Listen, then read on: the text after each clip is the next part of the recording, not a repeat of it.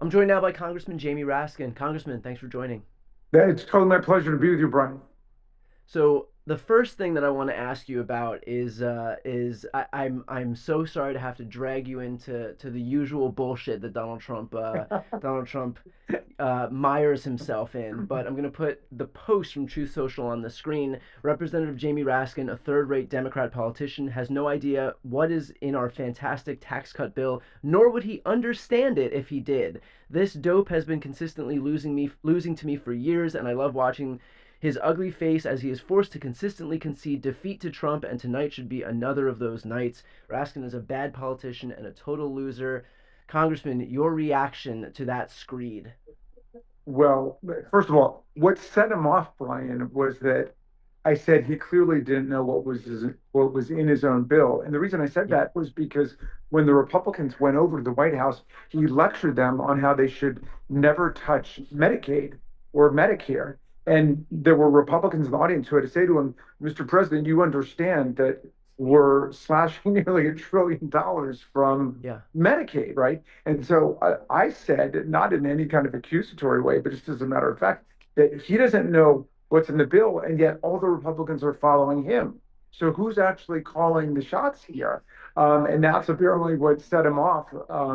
Is some of parts of that are truly comedic. I mean, when he calls me a loser, first of all, I hate to bring it up, but I've never lost an election. He lost the popular vote in two presidential elections. He's the only president who's ever been in that situation. And he was so incensed about losing the election to Joe Biden in 2020 by more than 7 million votes that he incited a violent insurrection against the Congress and the Constitution and his own vice president, Mike Pence, if you remember him. I mean, that's what a loser does, right? That's what a sore loser does. So it didn't make me happy that he called me ugly, but I guess that puts me in the same company as Zorn Mondani and Bruce Springsteen and about 50 beautiful actresses who he hates. But he doesn't understand that, first of all, grown-ups really don't call other people ugly based on their appearances. Yeah. His big beautiful bill is terribly ugly, and I think he's upset that people have been calling it ugly all week. And it's ugly because it's stealing 17 million people's health insurance right out from beneath them and attacking the lunch money, the nutritional benefits of tens of millions of Americans. That's truly ugly. And that's what we've got to be focused on here. There were about a dozen Republicans in the House yesterday on Wednesday that had come out and kind of defiantly suggested that they weren't going to vote for this bill. And of course, by what was it, 2, 3 o'clock in the morning, everybody had fallen in line. What was it, in your opinion, that ultimately got these people from no's to yeses? I mean, if you look at it historically, because I've been around the track with these people on big bills like this, for example, the last time that they passed this, the terrible tax break for billionaires and rip off everybody else, it's just predictable that it's going to happen. The White House and Donald Trump just have too much power, and so they're able both to offer inducements to people. We will get you campaign appearances, fundraising, and money. Back in the old days, Elon Musk will spend tons of money on your behalf. And they have too many sticks. That is, Elon Musk will spend against you.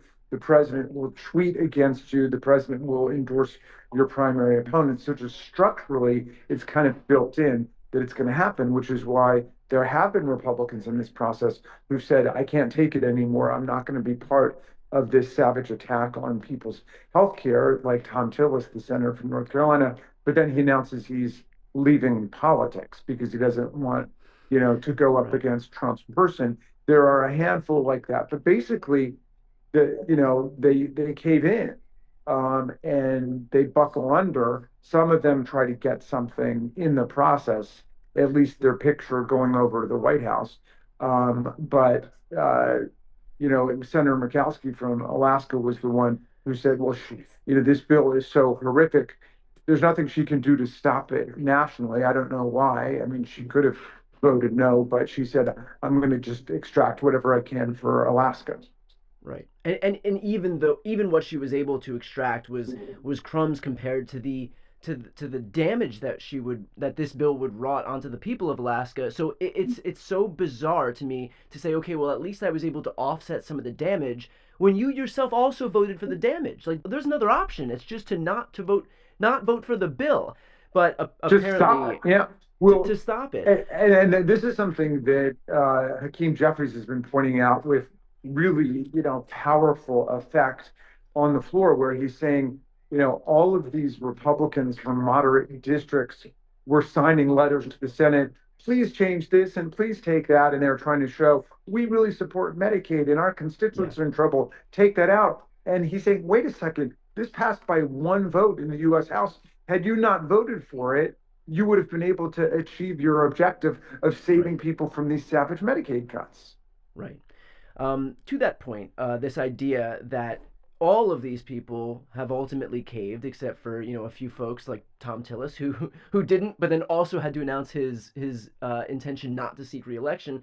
Republican lawmaker Derek Van Orden came out and said the president of the United States didn't give us an assignment. We're not a bunch of little bitches around here, okay? I'm a member of Congress. I represent almost 800,000 Wisconsinites.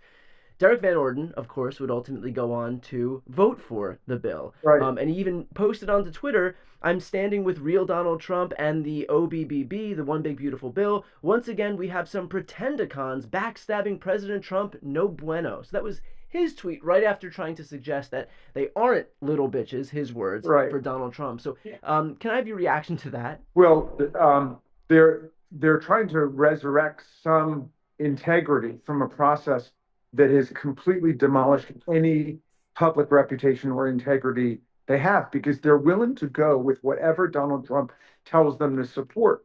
I mean, if he's for tariffs, then they're for tariffs. If he's against tariffs, they're against tariffs.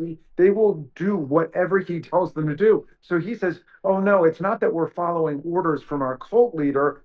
We would have gotten there anyway. This is precisely the bill we would have written, which is appalling and ridiculous, because, so many of them are saying, please save me. Like, the guy from California, David Valadao, he's Yeah. got more Medicaid recipients in his district than any other member of Congress. And he's writing all of these beseeching letters to people in the Senate saying, please take out these Medicaid provisions, please save us. And yet he voted for it in the House Right. because they all just line up like lemmings and walk the plank for Donald Trump. Can you speak about the implications for ICE here? There's a lot of data going around showing that this would make ICE's budget bigger than the militaries of some major countries in the world, like Brazil and Israel. So can you talk about what this would mean now that ICE would have a bigger budget than again some of these massive militaries in other countries? Well, I mean, let's start with it, looking at it not as a military exercise, but law enforcement. They are draining all kinds of law enforcement resources away from other levels of government. Talk about defunding the police. I mean, they cut out um, billions of dollars that was going to local law enforcement, and rape and sexual assault survivor community organizations and so on. All of that is pulled away and it's put into ICE. Same thing with money for the FBI, money for the DEA, all of that being pulled away and put into the ICE budget. So we've never Yeah. seen anything like that. And it does undermine law enforcement in other areas. And that's almost certainly what it's intended to do, from the perspective of protecting us against malign foreign actors like Vladimir Putin, and China and North Korea that try to interfere in our elections and that try to trample the American national security and cybersecurity systems. But they started pulling the plug on that on day one. And the same thing with any efforts to target hate crimes and white supremacist extremist activity. They pulled the plug on that funding and again put it all into immigration. But it is scary from the perspective of militarizing the immigration function. It's just never been seen that way in Yeah. America, which of course is a nation of immigrants, except for descendants of enslaved people and Native Americans. And yet they basically want to polarize society and militarize the offensive against immigrants right now. And finally, let's finish off with this. There was a report this morning from a clinic in southwest Nebraska, in Curtis, Nebraska, that announced that it would be closing down in anticipation of the Medicaid cuts. The CEO of the medical center came out and said, unfortunately, the current financial environment driven by anticipated federal budget cuts to Medicaid has made it impossible for us to continue operating all of our services, many of which have faced significant financial challenges for years. That was Troy Brunts in a statement today from Community Hospital. Can I have your reaction to the fact that even in anticipation of these cuts that, by the way, Republicans keep swearing up and down don't exist, we're seeing hospital closures already? Um, it's estimated that we're going to lose somewhere between 300 to 400 disproportionately rural hospitals, but not exclusively rural hospitals. There are urban hospitals which are equally dependent on Medicaid funding and other kinds of healthcare funds that will be cut. We're going to see the closure of community health centers.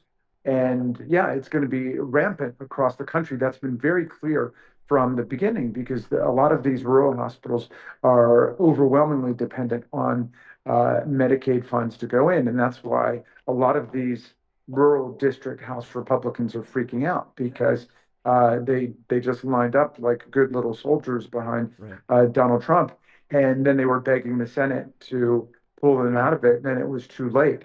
They're in for a dime, they're in for a dollar. And basically they're being told by their Republican leaders, look, we'll find you the money you need for your campaign. And if you lose, we'll find you a lobbyist job. But you can't back out on us now. Otherwise, you're just going to be completely shunned and expelled by the Right. Republican Party. It operates like a cult. Yeah. Well, Congressman, I appreciate you fighting back against this and for your time today. Thank you, Brian. Hang tough and please stay tuned. All right.